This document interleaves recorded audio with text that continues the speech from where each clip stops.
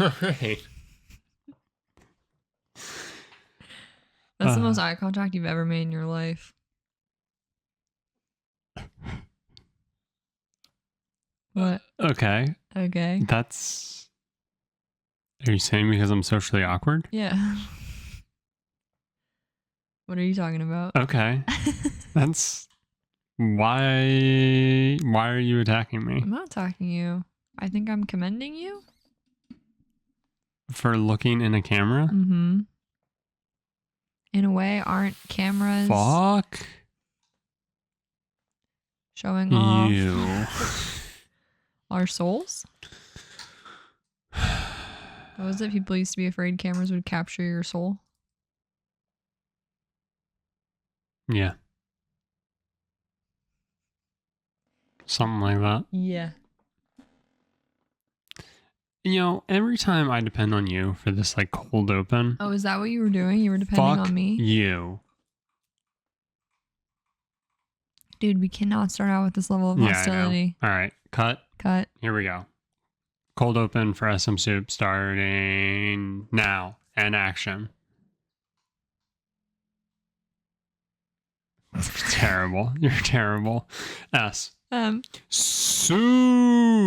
How much of that are you going to leave in? Not the giant bit of silence in the beginning. Well, no. But other than that. Hello, everybody, and welcome back to SMSoup, the #1 podcast with soup in the name but not on the brain. I am Spencer. And I am Shelby. And together we're here to take you on a journey through life's biggest questions like... Waiter, how is this soup made? I feel like your microphone's really picking me up. Yeah, will you stop shouting at me? But I bet... Did I mess with something? I bet when we... I don't think so. I don't know.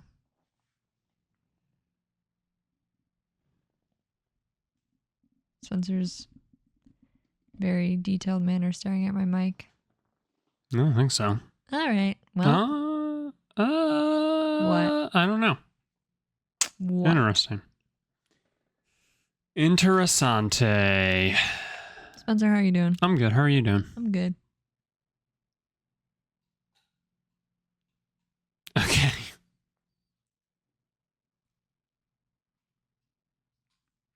Puppy update.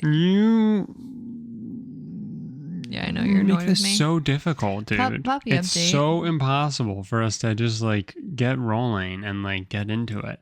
I feel like I have to do so much heavy lifting to get us to like a point and get us to like a certain level of energy, and then sometimes it's a coin flip that you come around to it. Yeah. And like this podcast 1000% depends on whether or not I bring the energy, because if I don't bring the energy, it is a dud, and if I do bring the energy, it's 50-50.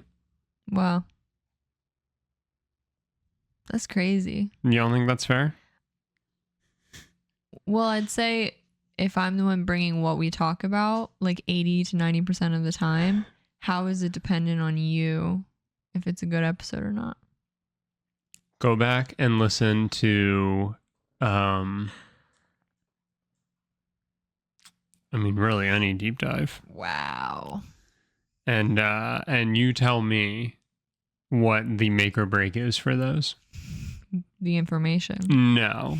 1000%. The knowledge people are gaining. I'll tell you what the worst deep dive was. Yeah? Yeah. The one that talked about higher education. Why? Because I was the one who didn't bring the energy to your topic. No, because I was the one who had to be responsible for the deep dive.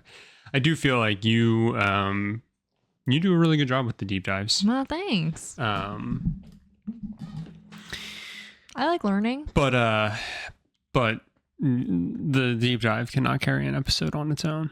While important. That's fair. While it does the it does some lifting, it does not do heavy lifting. Because here's the thing, we don't need a deep dive. Okay. You know? Okay. It's great. It gives the thing. Sure. I'm sorry. You're saying it's beyond the deep dive at this point. Yeah, no, I hear you. I can't say I excel in filling space, which I know you're like, that's crazy, because whenever you start saying anything somehow it takes you 5 hours. The majority of the time all you're doing is filling space. But no, of course when you need it to happen, it's not happening. Yeah, I've heard it all before. It's so true, though. It is true. It's so true. In times of need, nothing comes to my brain. It's like you can talk for hours on end, and yeah, I'm not like trying to just bore random people. Okay. Pause. So you are trying to bore me? Yeah. No, I don't call it boring. I just call that's how I communicate with like my friends. Like they hear all the useless shit in my brain. Yeah. I don't. So why can't you bust that out? Because no one cares. Why? Oh, so then why do you bust it out in the first place? Because you should care. Ladies, do you not like hear it? Do you hear it? Yeah. Do you hear the thing? I'm not saying what I'm saying is important when I'm saying it to you. I'm just sharing. Sharing what's in my brain. Puppy update. Milady has destroyed all but maybe 2 of her toys that we got within the day or so of having her. And so today I had to go on a toy shopping spree, and I looked like a crazy person buying just about every other toy I was looking at. You bought $60 worth of toys? I bought $60 worth of dog toys, which depending on who you are, that could sound like a lot or a little. It was a lot of toys. It was a lot of toys. Thankfully. Yes. Because you're right. It could have easily been, that's 5 toys. Yeah, right? I think you got like 10. Possibly. Maybe like 8. I don't know off the top of my head. I didn't actually count. I just started throwing them in my bag. And yeah, I've only given her 1 so far. She's loving it. She's so excited to have a new toy. She just keeps picking it up and like running around. Where'd you put the other toys? On top of her crate. She just hasn't noticed them yet. I think you got 8 or 9. Yeah, I got a lot. I was very pleased. It was ridiculous paying for it, but I was pleased on a per item basis. And the cashier was like, "Do you have a lot of dogs?" I was like, "Nope, just one. Just one crazy little girl." But yeah. If anyone's looking for the secret place to get cheaper dog toys, it's Marshalls and Home Goods. Yeah, it was pretty solid find. That was told to me by a friend and people on the internet, and I can vouch. Probably the best place I've looked so far. Vouch. Yeah. Thanks for letting me borrow your Lamborghini, Marshalls. What?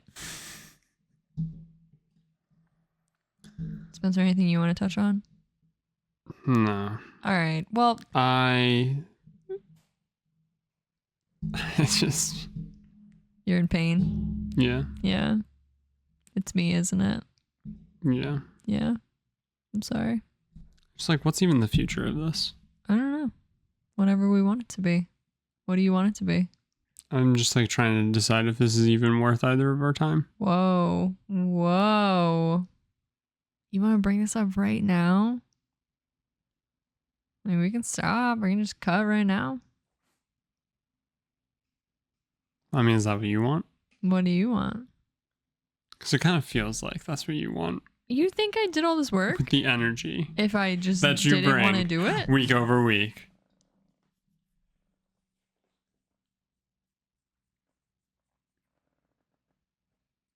So today... I just don't even... Today, we're doing our deep dive. In case this is your first time here on Odd Months, we do deep dives. Well, I was going to bring that up. Did I get it wrong? No, that's... Odd Months is right. Okay. But I was going to bring up that we technically might be changing. We might change. As of right now, we've been doing Odd Months, our deep dives. So the last Monday of the month is some sort of topical something that we do a deep dive on. Mm-hmm. And then the even months are our movie club, where we randomly select a year between 1975 and 2022 to watch the Oscar nominees for Best Picture.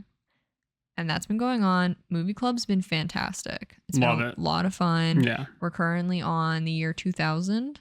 So that will be in August. We'll talk about all the 2000s best nominees, Best Picture nominees. And And I will say we have been struggling with the deep dives in that we've done a lot of the topics that like excited us from the beginning.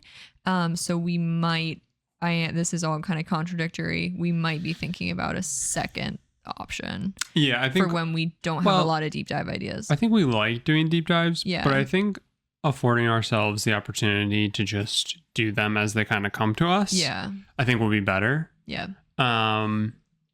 And we can like better tie it towards like a time of year and stuff like that, like we had done with certain ones. But yeah, I think we might lose the schedule nature of I think we lose deep dives in odd months and just go into a as they come. Sure. Yeah. And so whether or not we fill the void of odd months necessarily or not is to be determined. But so yeah, that's what we've been doing. Funny enough, this might be the last of a scheduled one of these. But yeah, so if you're looking for movies, come back in late August, because that's what we'll be doing.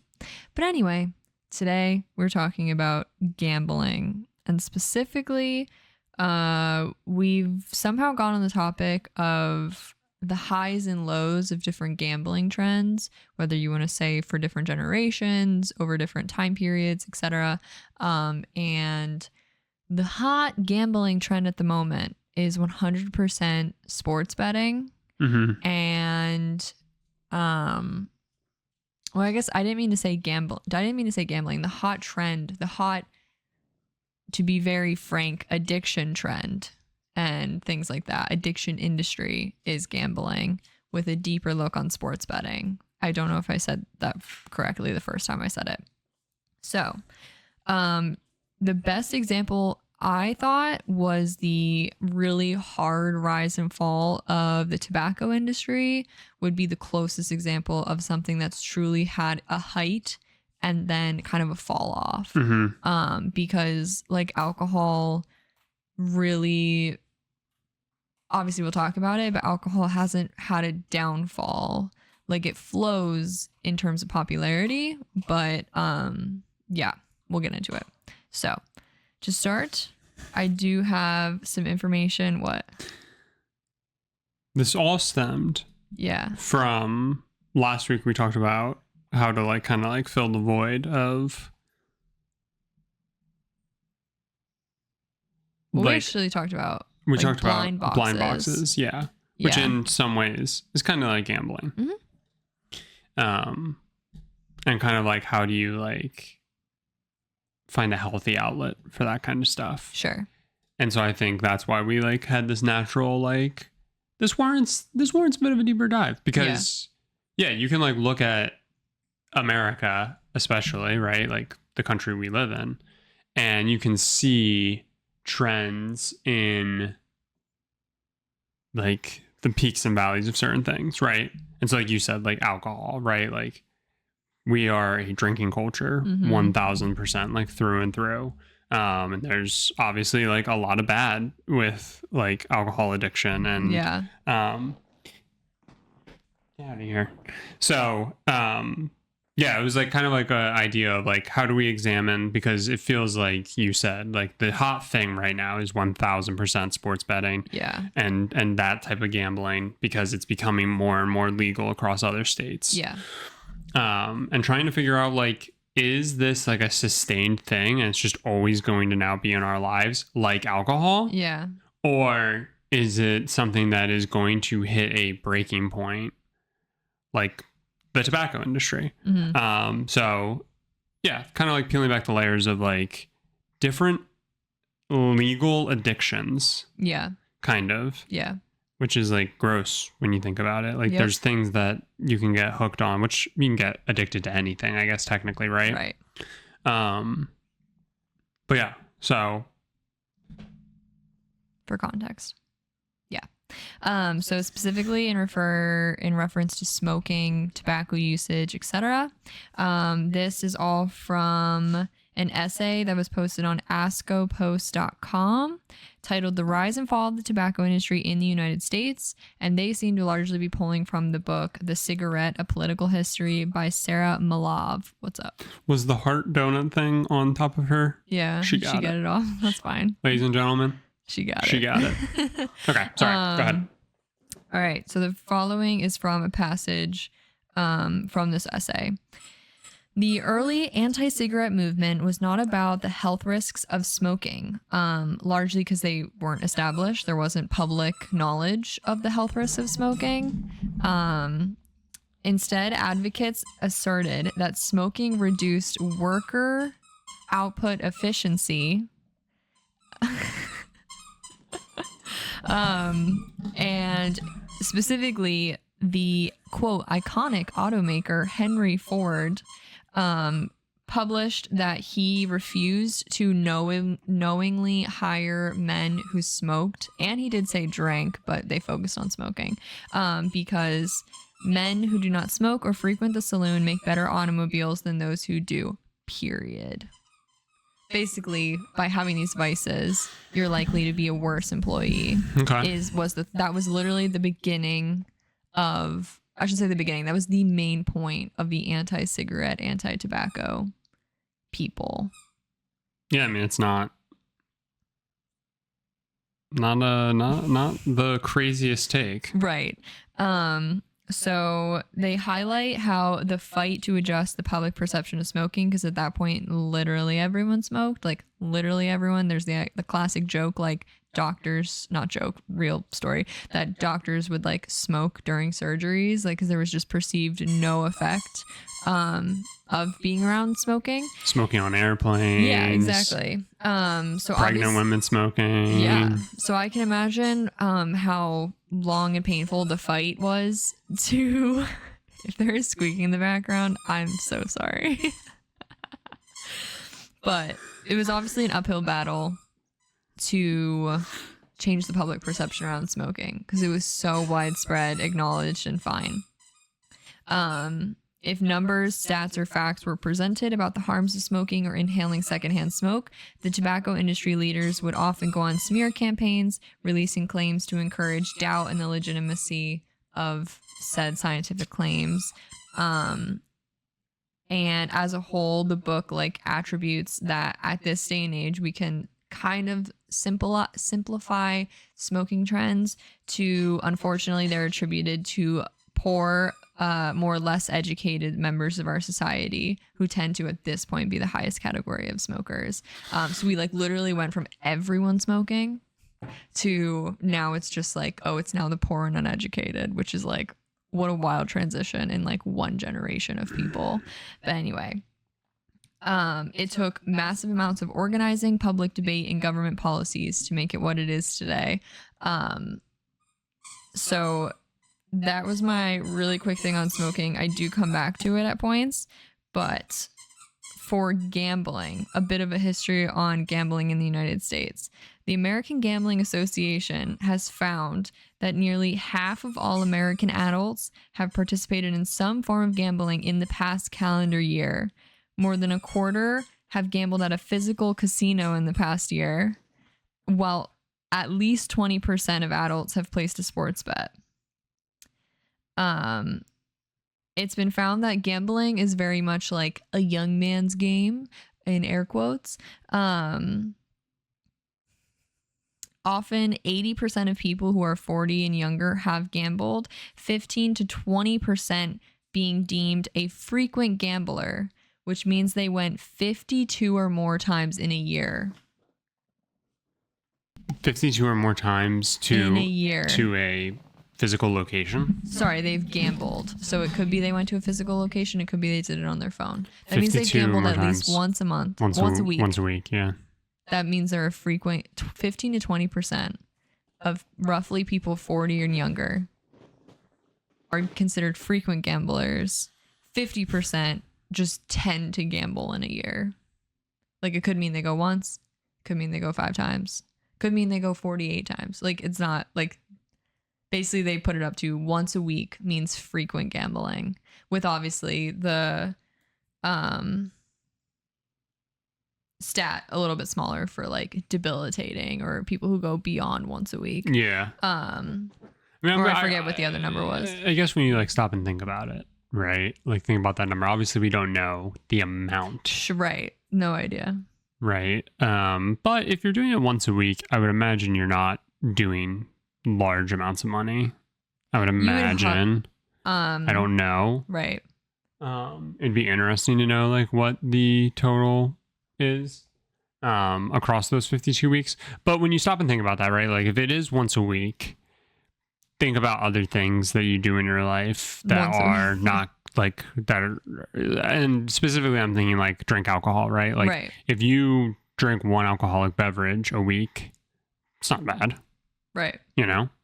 So like, you know, hearing 52 times sounds like a lot, but then when you like stop and think about it, it's like it's once a week. Is it that bad? Like, okay, no, like there's clearly a pretty like healthy group of people and a healthy amount in which they go. Right.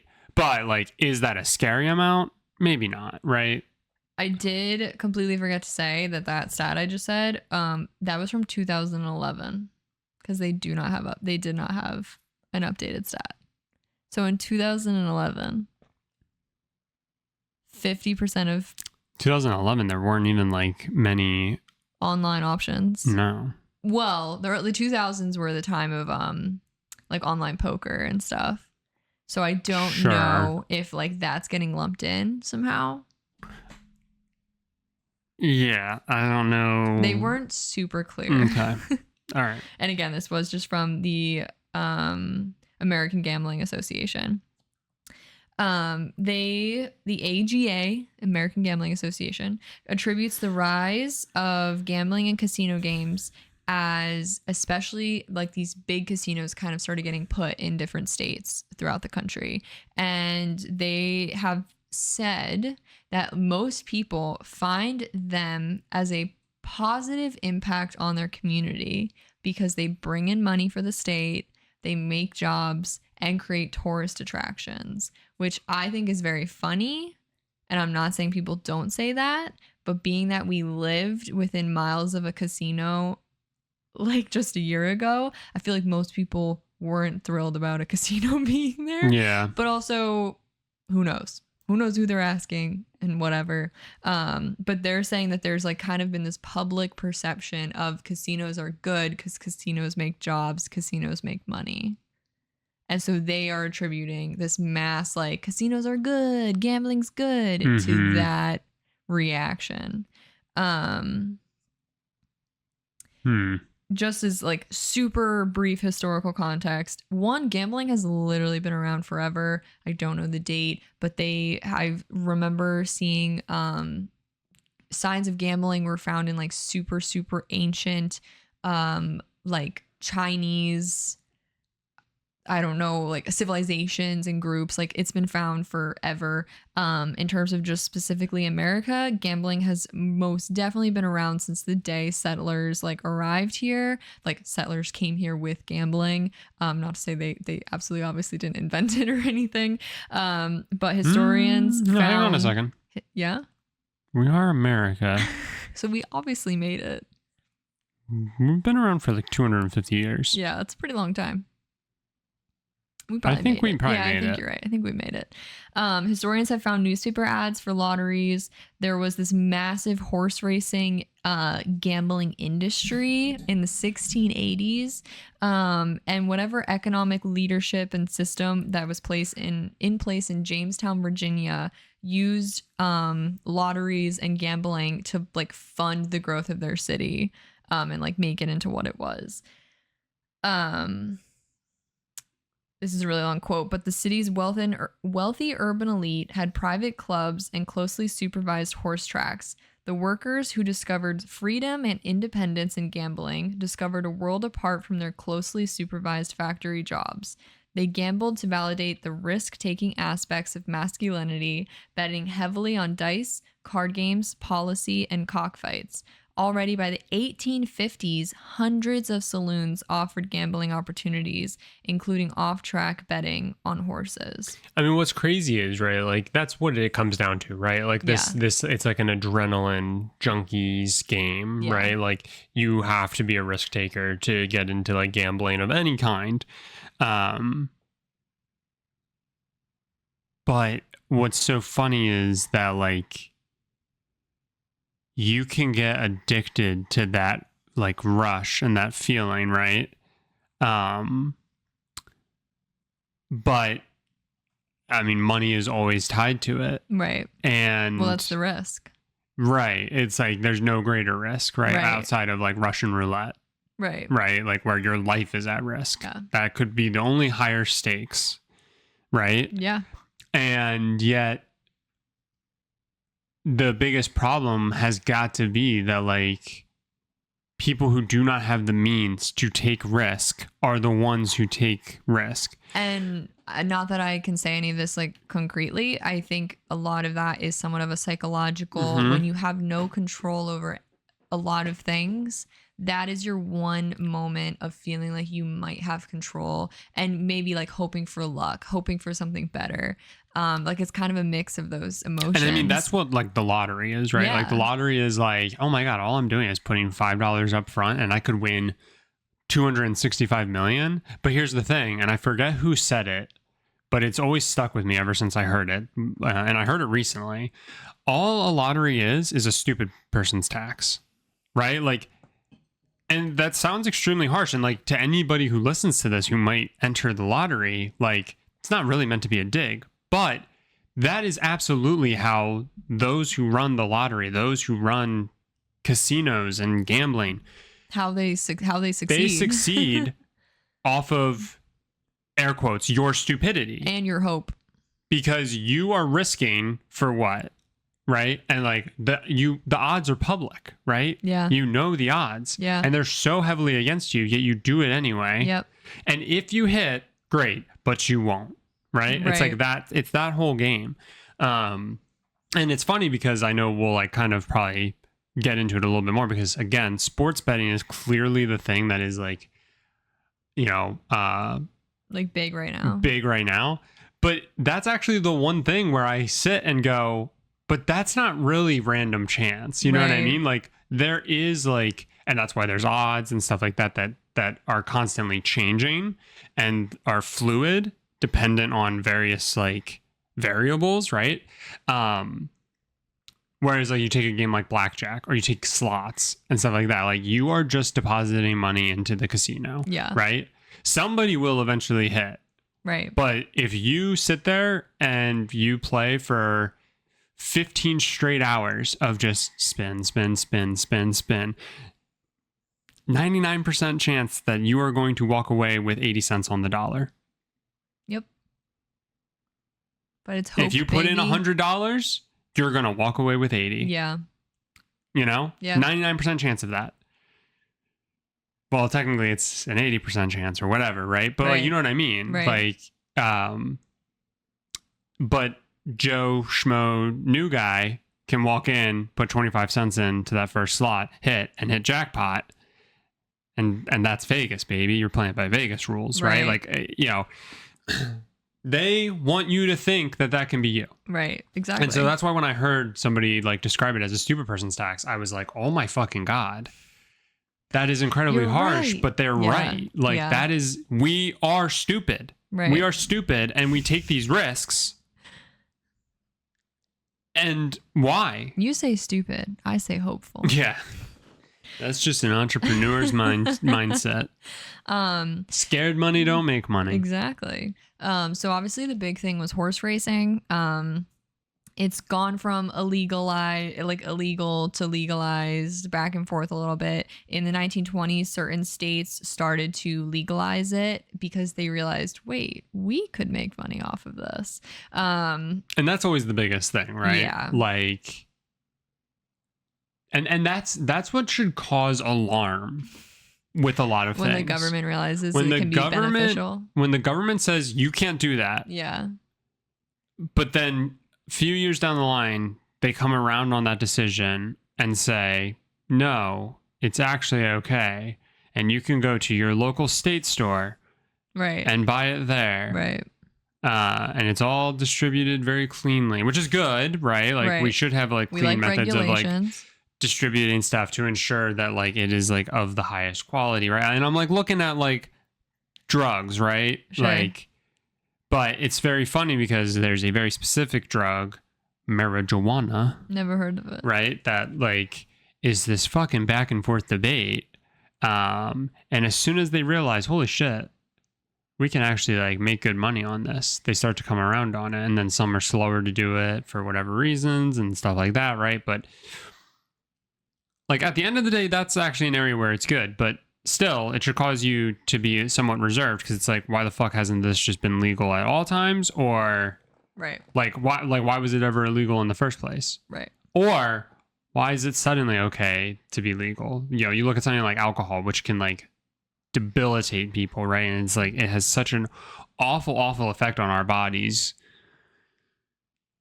but it's like totally fine. Mm-hmm. You know, like you're the weird one if you're not drinking, right? Socially speaking. Yeah, and not even that. Like it's just like it's something that can like actively kill you, and it's regulated, right? Technically, Right. We're told the legal limit and stuff. There's nothing stopping you from in your house drinking yourself to death. Right. Yeah. The Great Depression legalized certain levels of gambling. Specifically, like churches could throw bingo events to raise money, and like nonprofits and stuff like that could do events like that to raise funds. And during the Great Depression, or as a post reaction, Nevada legalized gambling to help the state recover financially, thus leading to Las Vegas as we know it. Yeah. Gambling has obviously gone through various levels of legal and not legal on local levels.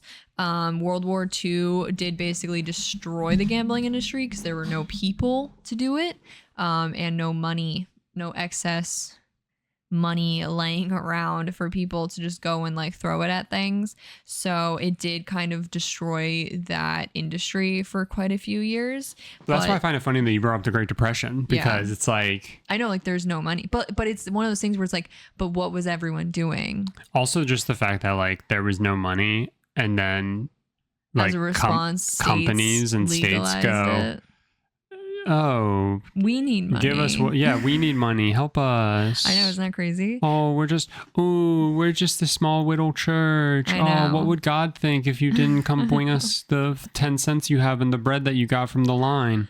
There's been a slow revival in betting since the 1970s as more states start to see it as a funding opportunity. With the boom of the internet in the 2000s, implementing gambling on it became a very contentious debate.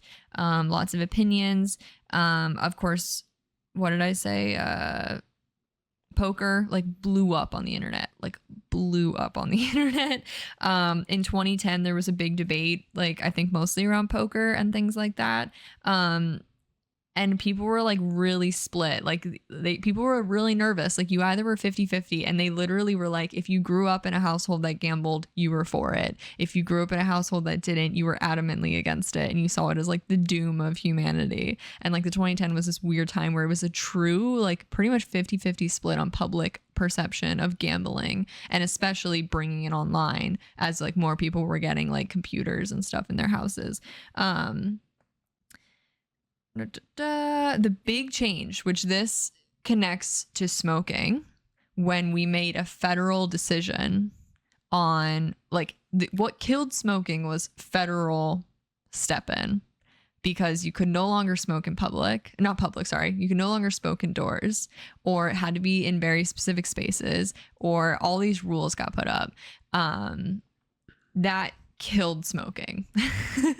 And then obviously the science and but to get there, obviously that took public perception, that took people having opinions, that took people a lot of work. It wasn't just obviously, of course, the freaking government one day was like, oh yeah, maybe we shouldn't. But so this is what ties to that. The big change, which people now accredit to the huge boom we've seen in online gambling and specifically sports betting. In 2018, Murphy versus the NCAA legalized basically said that the federal government could not take a stand on online betting because that was an infringement on states' rights, which then since 2018, we've seen this falling of state by state by state finally legalizing it. Because before it was federally not allowed unless you were Nevada, Jersey, Delaware, and whatever. Specific casinos. Specific spaces. Yeah, like very specific spaces. But yeah, so the Supreme Court ruled that there was too much federal oversight into states' rights. So since 2018 has been this like, well, we've seen the trajectory of it now. Which, when you think about it, in a lot of ways, the Civil War, we were fighting over gambling. Right? What? Yeah, because people are constantly saying that the Civil War was only about states' rights. Oh, right, and nothing else. Right. Yes. It all comes down to gambling. So if we use these frameworks, she's just running through all of her new toys, putting them in her mouth, seeing what they feel like. So if we use the framework for smoking as the example of gambling will fall. So obviously smoking literally used to just be, it was like giving candy to a baby. Like everyone had it. Everyone had access to it. You didn't question it. It became the norm. And then with a lot of work from groups, local groups, scientists, etc., people slowly started getting mad about it. Slowly there was government intervention that was federally applied.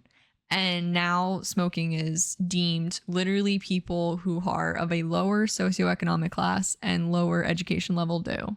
And that was all basically in like 1.5 generations was this crazy rise and fall. Yeah. So now gambling. Wait, real quick. Help me out here. Yeah. Tobacco. Yeah. Oh boy. Do we grow that in America? I believe so. Are there hotbeds? Yeah, I believe so. For tobacco growth? I believe so. Okay. I do think you need certain, if this could totally be wrong. I thought you needed like to be federally approved to grow it. No, sure. That's fine. But yeah.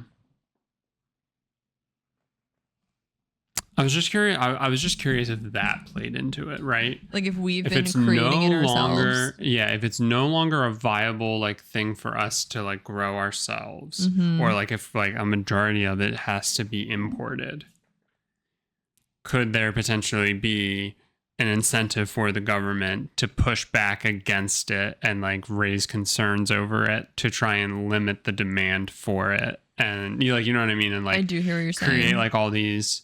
Not trying to be like conspiratorial or anything. Like I'm like genuinely wondering if there's literally a region of the United States called the Tobacco Belt, which involves North Carolina, Kentucky, and Tennessee. Okay, yeah. And technically Virginia as well. I should have known that. But yeah, they do import from other countries, but we do have our own. This was in January 24th of 2024. In North Carolina, some 260 million pounds of tobacco were produced in 2023. But China was the biggest tobacco producer worldwide. But we, as a state, produced 230 million pounds of tobacco. I'm also curious, like, what other countries, like, tobacco usage looks like and stuff like that. You know what I mean? Yeah. Anyway, just curious. Sure. Just very interesting. But yeah, it's funny because we saw the fall of smoking. Yeah. We growing up like would go into restaurants and stuff, and we're both 27. Yeah. We'd go basically 30. Basically 30. We would go into restaurants and they would ask, not every restaurant, but majority, smoking or non-smoking. Yeah. Right? And like stuff like that, which is just crazy to think back on. Yeah. And yeah, every diner. It was a classic diner experience. Yeah, and I remember the like smoking indoors is no longer going to be allowed, and like all that going forward. And it's just like all those little pavilions would get popped up like 20 yards away from the door or some shit. That's where like the smoking pavilion was. Just crazy. Yeah. Just crazy that I know. Like we got to actually kind of see that happen, and now it's gotten to the point where like if you see somebody smoking, it's kind of jarring. If you see a young person smoking, you like anyone under the age of like 35, you literally hear people go, "Oh my God, people still smoke." Like you literally hear people react. How'd that happen? Oh my God. So again, if we're using the framework of smoking as the question, will gambling and specifically sports betting or online gambling, like I know we are mostly focusing on the technological aspect of this, will it fall? And I wrote that personally my gut answer is no, not for the same reason at least, because states are literally, I know they make money off cigarettes, but like technically the biggest risks for individuals is financial, which is bad. But I literally wrote this. When have we ever cared about poor people? Sure. And when have we ever cared about the sick? Oh, I totally, yeah. I just don't see it. I think the other big thing to consider, and I'm not trying to get on a pedestal here. Mm-hmm.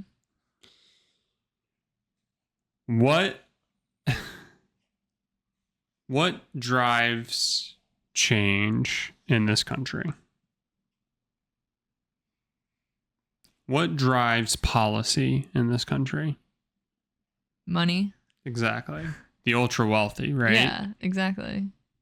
Somebody with $1 billion has a lot more sway than somebody with a voice. Yeah. And that's just, I mean, as long as capitalism stands, like that's always going to be the case. So if a company can bleed somebody dry and then turn around and put that money towards a politician's campaign, regardless of side, right? You know, I'll donate to both of your campaigns so that way whoever gets in office will push this, you know, referendum forward. Yeah. You know? Yeah. And that's just, so that's the thing. Is it a big moneymaker? Yes. Are people going to be able to make big money off of this? And by people, I mean the people behind the scenes, right? Yeah. Like, can you make a lot of money in gambling? Of course. Yeah. You can also lose it all. Yeah. You know? Yeah. And people can only think about the gains. But right. The people behind the scenes, the people who are setting up the means in which you can do this, are always taking a little bit off the top. Right. That's how it works. And they will always have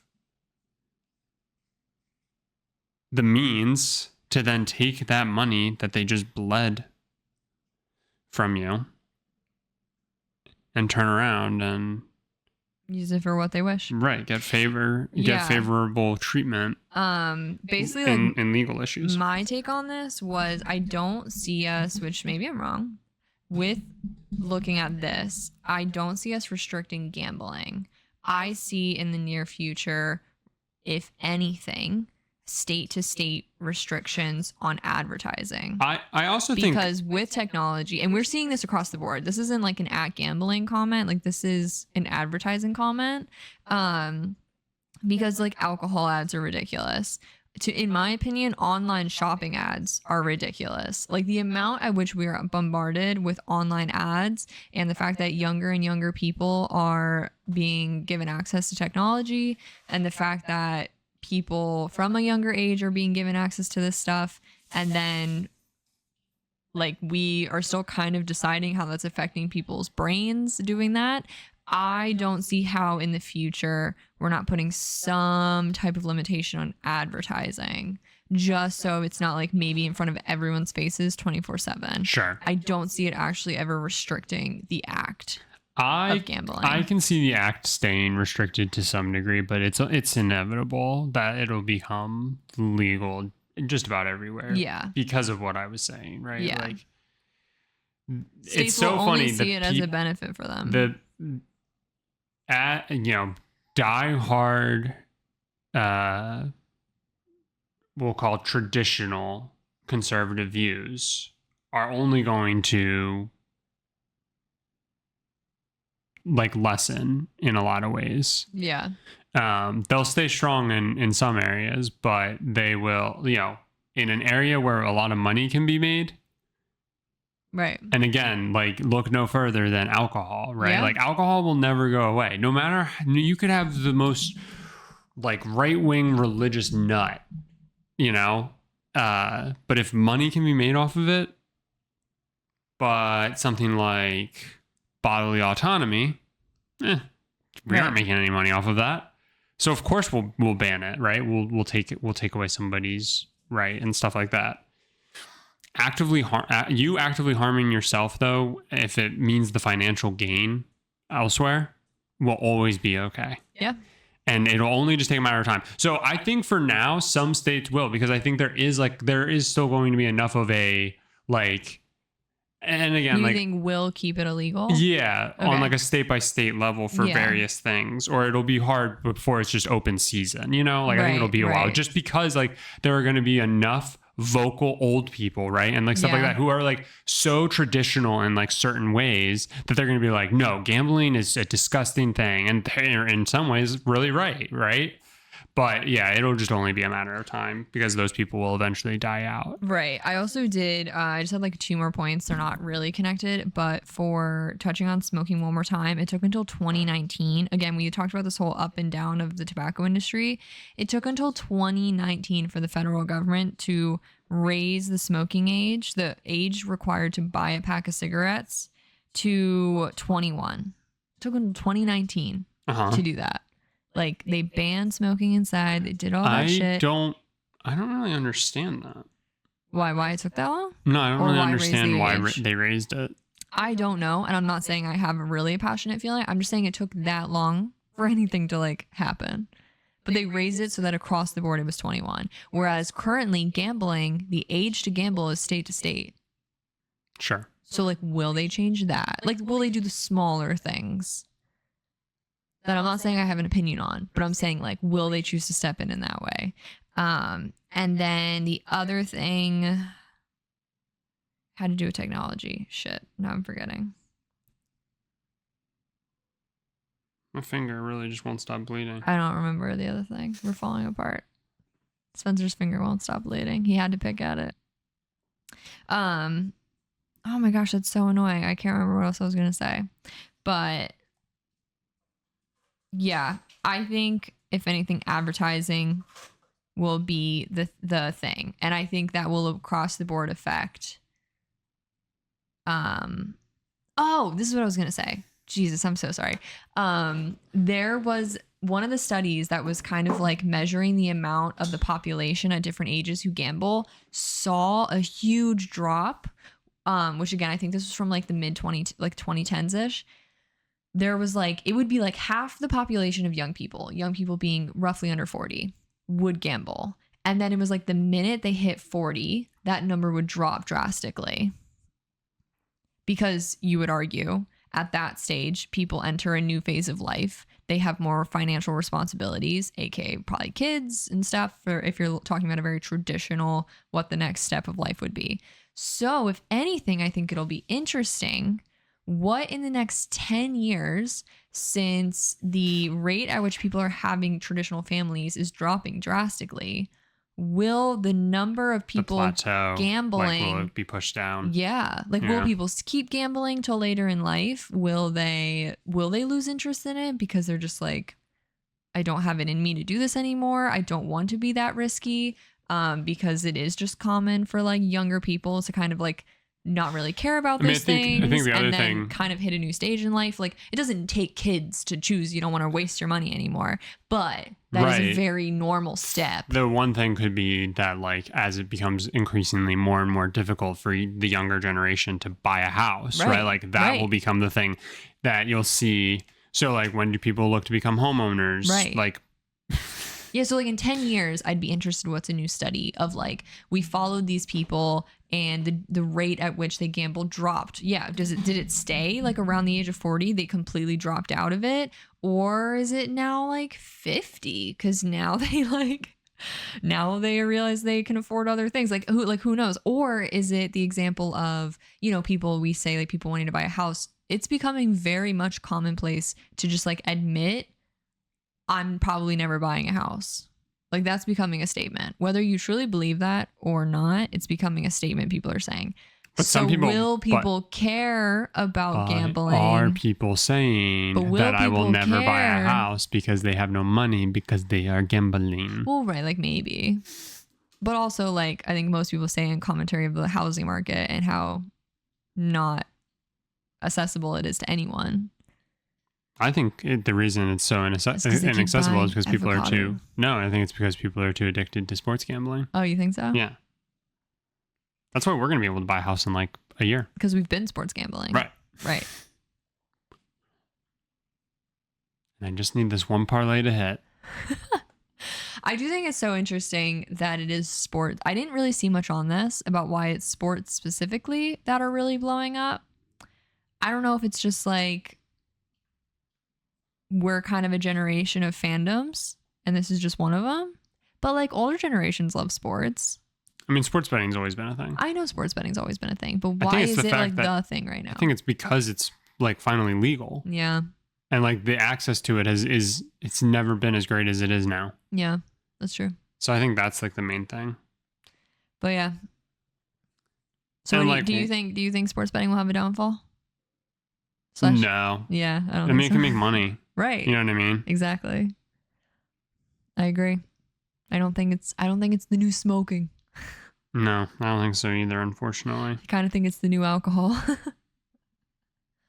Yeah. Sorry, I did like cut you off if there was something else you wanted to say. No. All right. Well, if you have any thoughts down below, obviously at the end of the day, do what's good for you. Or not good for you. Do whatever you want. But those were just our thoughts on if gambling will have a downfall or not, if it's going to keep growing. Thank you so much for listening. Again, who knows what this will look like in 2 months, if we're doing deep dives or if we're just doing something random. If you have any ideas, anything you want to hear us chat about, talk about, you liked something we did in another episode and you want to remind us, that would be great. You can follow SMSoup Podcast on TikTok and Instagram. It's also on YouTube if that is your preferred platform of listening. And yeah, we release episodes every Monday whenever Shelby gets them out. Sometimes we record them 5 days in advance and they still don't come out until Tuesday. That's so true. So anyway, hopefully we see you next Monday. Bye.